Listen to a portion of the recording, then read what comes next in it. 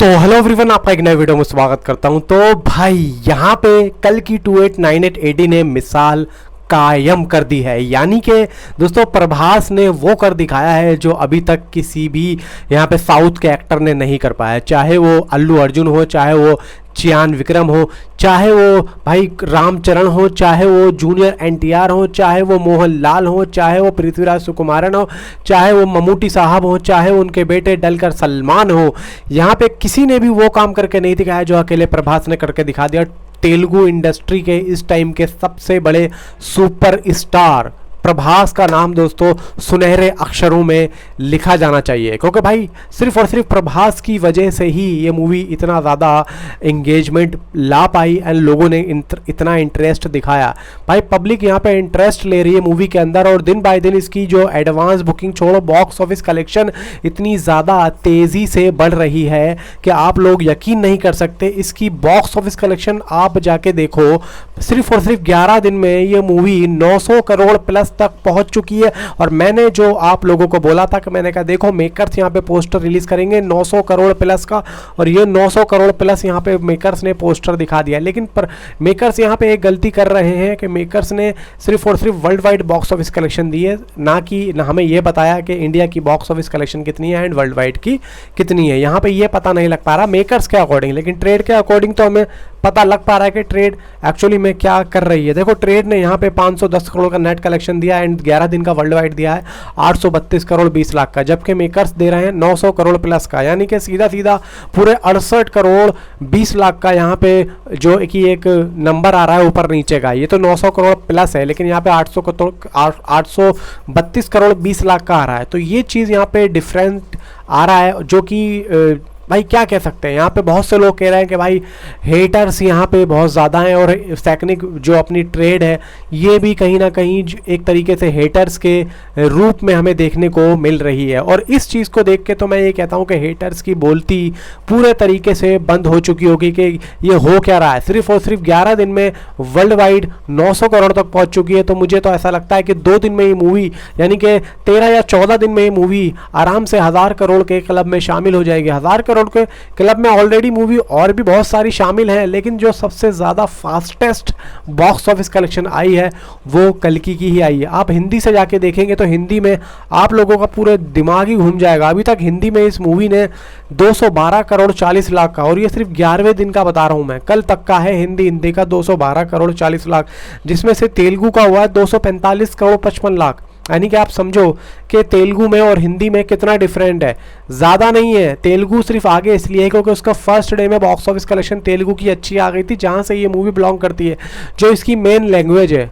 अब आप ये देखो कि हिंदी में तो लोगों ने हिंदी डब्ड ही देखी है, यानी कि प्रभास की चलो ओरिजिनल वॉइस थी जो हिंदी में इन्होंने डब्ड करवाई है, लेकिन फिर भी आप देखो कि बहुत सी चीज़ें हैं जो कि एक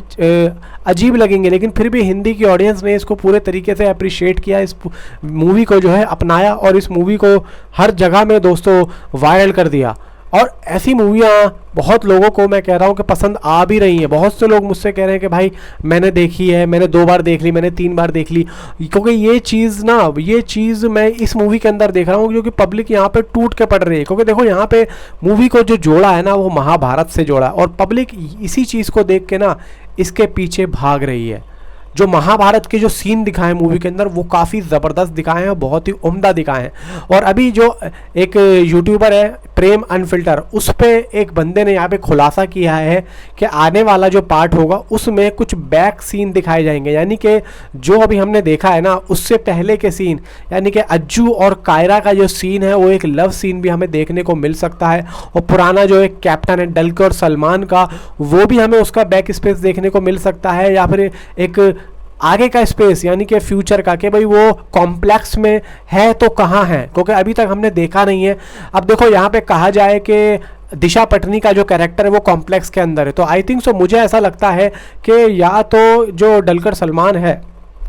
उनका जो एक पता लगाएगी वो कहीं ना कहीं मुझे ऐसा लग रहा है कि दिशा पटनी का कैरेक्टर ही लगा सकता है, क्योंकि प्रभास जो है, प्रभास का तो अंदर जाना बिल्कुल ही कैंसिल हो चुका है, और जो उसे अंदर लेके जाता यानी कि जो हमारे कमांडर मानस हैं वो भी मर चुके हैं, जो कि कमांडर मानस ने कहा था कि अगर तू उस लड़की को लेके आता है तो मैं तेरा हाथ पकड़ के खुद लेके जाऊंगा, और वहाँ पे जितने भी लोग थे वो सारे मारे जा चुके हैं। बतौर कमल हसन तो उन्हें जानते नहीं है प्रभास को, तो अब वो अंदर जाएंगे कैसे। अब यहाँ पे दूसरी बात निकल के आती है कि उनको कुछ कर्ण, जो अपना कर्ण है, उनकी याददाश्त भी कहीं ना कहीं वापस आती हुई दिख रही है। तो मुझे ऐसा लगता है कि आने वाले पार्ट में कुछ यहाँ पे बैटल होगा, अमिताभ बच्चन एंड जो प्रभास का जो कैरेक्टर है, इन दोनों को एक तरीके से दोनों को साथ में ही दिखाया जाएगा, और ये दोनों ही आपस में अपना यानी कि यास्किन से दोनों फाइट करेंगे, क्योंकि यास्किन के पास भी एक अलग तरीके की पावर आ चुकी है, जो कि आपने देखा होगा मूवी के बिल्कुल क्लाइमैक्स में वो यहाँ पे जो धनुष उठाते हैं, वो धनुष कोई मामूली धनुष नहीं है, वो उठाने के लिए उनके अंदर जो शक्ति आई है वो कहीं ना कहीं दीपिका के अंदर जो मतलब एक कल्कि का अवतार है वो उसकी वजह से आई है। अब आप ये देख लो कि ज़रा सी एक बूंद कमल हसन के कैरेक्टर के अंदर जब जाती है तो उसके अंदर कितनी ज़्यादा ताकत आ जाती है, और अगर पूरी की पूरी ताकत वो अपने अंदर खींच ले तो क्या ही होना है। तो अब यहाँ पे यही दोस्तों अनुमान लगाया जा रहा है कि एक्चुअली में जो डलकर सलमान है वो कहाँ है। डलकर सलमान का कैरेक्टर अभी अंदर जो कि कॉम्प्लेक्स में बहुत सारी चीज़ें भी दिखाई, लेकिन डलकर सलमान के कैरेक्टर को यहाँ पे रिवील नहीं किया गया है सही से, और ना ही ये दिखाया गया है कॉम्प्लेक्स में कि जो डलकर सलमान को लेके जाता है अंदर उस टाइम पे जब प्रभास का कैरेक्टर उन्हें बेच देता है यानी कि भैरवा का, वो बंदा भी हमें दिखा नहीं है पूरी की पूरी मूवी के अंदर, उसका भी चेहरा नहीं दिखाया। अब ये लोग कहाँ हैं और कॉम्प्लेक्स के किस हिस्से में है, ये चीज़ जानना काफ़ी ज़्यादा ज़रूरी है। और पब्लिक जो है दोबारा इसलिए देख रही है क्योंकि कुछ चीज़ें हैं जो कि समझ में नहीं आएंगी, पब्लिक खुद जाके एक्सपीरियंस ले रही है। तो यही चीज़ दोस्तों बहुत ज़्यादा पब्लिक को पसंद आ रही है कि भाई चीज़ों को जो इतना इक्वलाइज दिखा के भी इन्होंने कुछ भी नहीं दिखाया, यानी काफ़ी चीज़ें इक्वल में हैं, बहुत सारी चीज़ें। और महाभारत के जो स्टार्टिंग के सीन हैं वो तो भाई मैं कह रहा हूँ कि अनप्रिडिक्टेबल है, यानी कि ऐसे सीन दोबारा कोई ला नहीं सकता नागी सर के द्वारा। नागी सर के मैं कह रहा हूँ कि नागी सर ने जो करके दिखा दिया है ना, वो मुझे नहीं लगता, ना ही अभी तक मैंने किसी मूवी में ऐसे सीन देखे कुरुक्षेत्र के, और ना ही आई थिंक सो मुझे देखने को मिलेंगे। बात आई थी, सेट पे बातें हो रही थी कि नागी सर आप महाभारत के ऊपर भी एक अपनी जो है एक टिप्पणी लाओ, एक मूवी लाओ, लेकिन यहाँ पे बात फिर ये निकल के आई कि राजा मौली भी महाभारत पे काम कर रहे हैं। अब राजा मौली किस लेवल पे दोस्तों इस तरीके की मूवीज़ को जो है काम करते हैं, सोचते हैं, वो आपने बाहुबली में देख ही लिया है। तो अब यहाँ पे महाभारत अगर भाई आती है तो आप ये सोचोगे किस लेवल की मूवी होगी, जिसमें Bollywood, south, I think so Hollywood, यहाँ पे दोस्तों एक्टर मौजूद रहेंगे। और जिस तरीके से संदीप रेड्डी वांगा ने भी देखो स्पिरिट मूवी में जो एक अलग एक अमेरिकन एक्टर को लिया है यानी कि मा डोंग सियोक को, वो भी काबिल तारीफ़ है। वो कहा जाए कि भाई प्रभास की तो भाई चांदी ही चांदी है, यानी कि पांचों उंगलियां घी में हैं और सर कढ़ाई में है। इनकी मूवीज़ को दोस्तों मुझे नहीं लगता कि साउथ में कोई यहाँ पे टक्कर दे सकता है। नीचे कमेंट में मुझे ज़रूर बताओ कि आपकी क्या राय है। तो मिलता हूँ अगली वीडियो में। Thanks for watching.